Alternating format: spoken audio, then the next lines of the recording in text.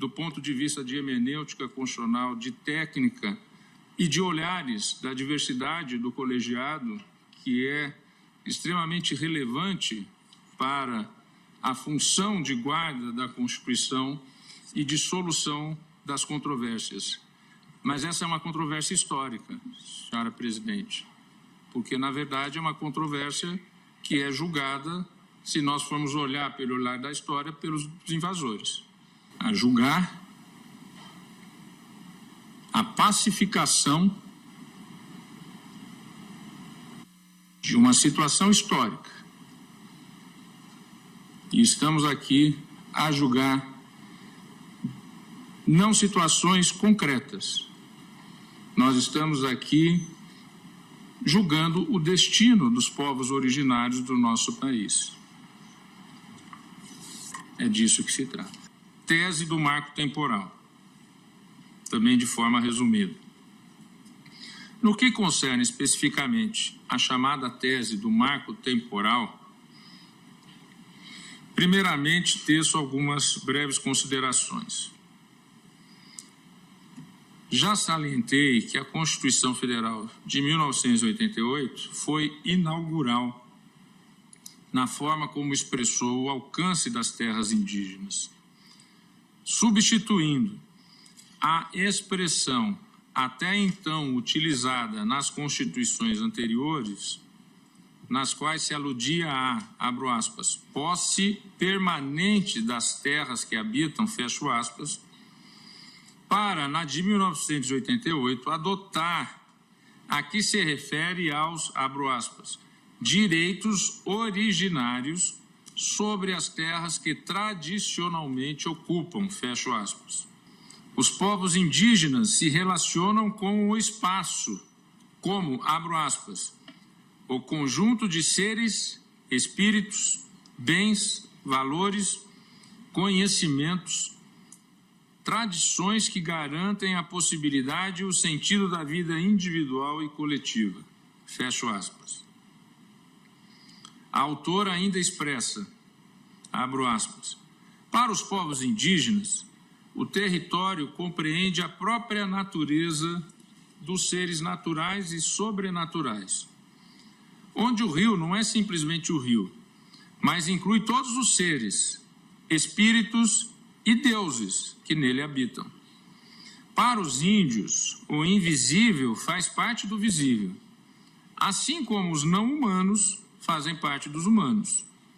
O mundo dos mortos, dos espíritos e dos deuses não está em outra dimensão cósmica. Está na própria natureza que constitui o território indígena. Os deuses indígenas não existem sem a natureza, real e concreta. Fecho aspas e cito a fonte. Digo então, essas múltiplas relações com a Terra são muito distintas das vivenciadas pelos não indígenas. E por isso, nem sempre é por nós não indígenas, compreendido o alcance da proteção constitucional assegurada aos povos originários. Nesse sentido, expressões como, abro aspas, é muita terra para pouco índio, fecho aspas, e já disse aqui no início que nós devemos aos povos indígenas mais de 2/3 do nosso território. Veja os estudos e a coletânea do Itamaraty sobre os tratados de Tordesilhas, 1/3 de território era garantido, e depois os desdobramentos, com a unificação do Reino Brasil e Espanha, e os tratados de Madrid e de Santo Ildefonso, que faz a divisão novamente dos territórios, e qual é o personagem que permitiu que o Brasil ampliasse o seu território em 2/3, os povos indígenas.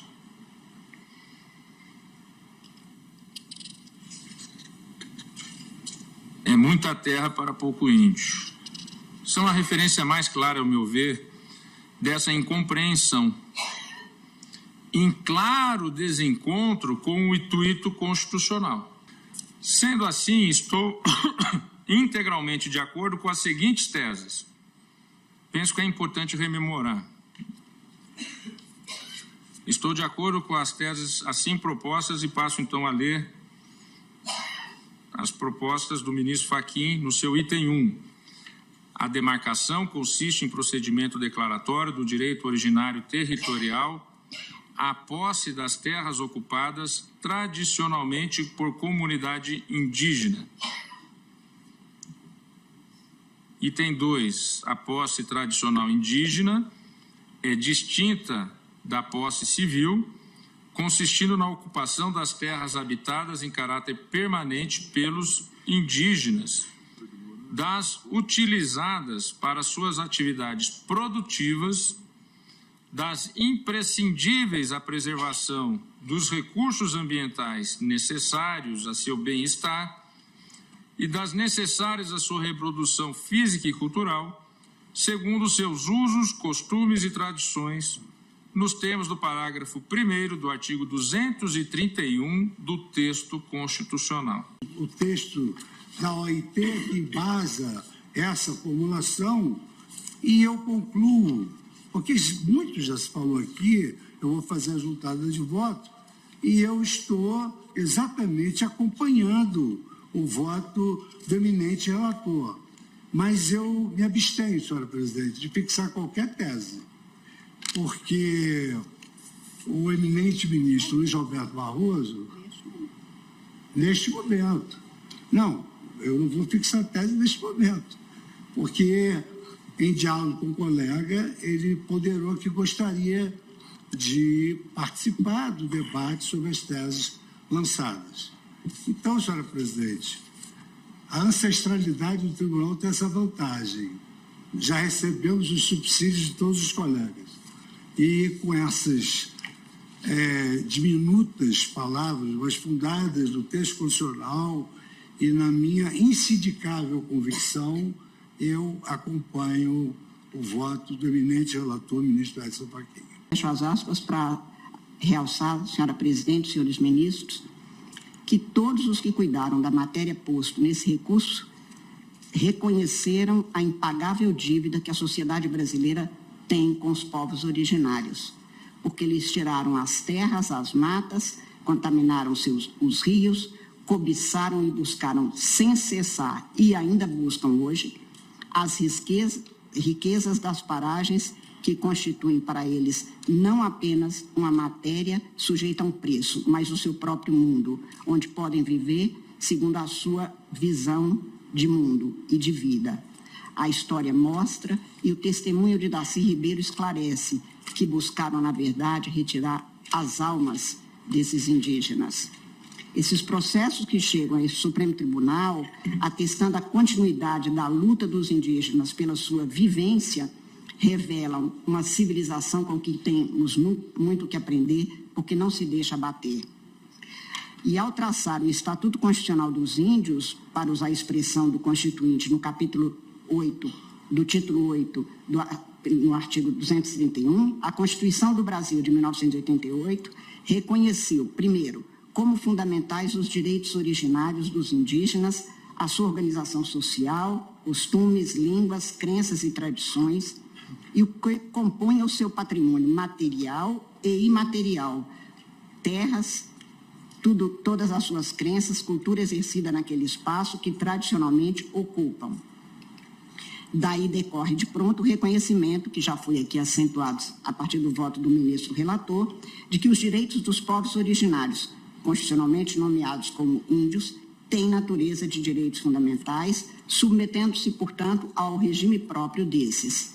Significa afirmar que não pode haver retrocesso nesses direitos reconhecidos, incluídos os que se referem às terras tradicionalmente ocupadas, não se sujeitam esses direitos à reforma no sentido de reduzi-los, sequer constitucionalmente, porque nós temos o parágrafo 4º do artigo 60, que não permite sequer que haja deliberação sobre proposta de emenda tendente a aboli-los, dentre outros que caracterizam esses direitos. O que se extrai do Estatuto Constitucional dos Povos Originários no sistema promulgado em 1988 é que o Constituinte de 1987-88 buscou ver o indígena com o olhar dele indígena e não com o seu próprio olhar de autor da lei, ou que se possa adotar uma visão de mundo daquele que adota uma determinada política pública. E é esse o mesmo compromisso que se impõe ao juiz constitucional. A dignidade do indígena não está em se espelhar e imitar o não indígena, ou sequer a outra etnia, mas em ser igual na humanidade de ser gente, respeitado e tendo a integridade de sua cosmovisão garantida, assegurando-se então o respeito à sua dignidade étnica, à sua identidade, enfim. O indígena não busca desertar-se de si, nem a Constituição permite seja ele expropriado de seu ser para ceder seu corpo, sua gente, seus costumes, para se instalar nele um viver alheio. Com específica e que não chegou a ser tratada, também não tinha tratado, mas ontem o ministro Dias Toffoli inaugurou a questão da demarcação e da possibilidade de utilização das terras, desde que haja lei do Congresso Nacional estabelecer um prazo. Neste caso, eu fico sem cuidar deste tema, que não tinha sido cuidado, como disse, no voto do relator, que não tinha sido introduzido, mas o ministro Dias Toffoli expôs com muita clareza que, considerando o que tínhamos aprovado como sendo o tema de repercussão geral, que a tese poderia tratar disso. Por ora também, quanto a isso, não me manifesto, não constava do meu voto, só introduzirei se houver outros debates na proposição e na votação da tese. Portanto, voto acompanhando, senhora presidente, o ministro relator, como voto agradecendo a palavra.